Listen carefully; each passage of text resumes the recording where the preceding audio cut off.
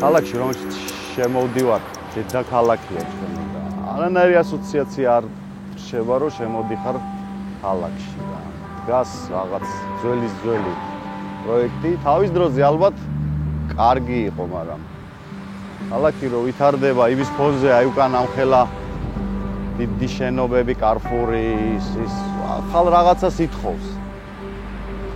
იმდაც ჩვენ კი ქალაქლები ვარ და ვიცით რომ თბილისში ვარ, მაგრამ უცხოელი რო შემოდის, არანაირი ასოციაცია არ რჩება, რომ შემოდის ქალაქში. ამიტომ ხდება კალონკები, გაზგაზამართი სადგურები, ტოიოტა ცენტრი, კარგია ის, ყველაფერი კარგია, მაგრამ ქალაქს რომელსაც ისტორია აქვს, იმხელა რომ ბევრ ქვეყანას არ აქვს, მე მგონი ცოტა მეტი ზღისია რა.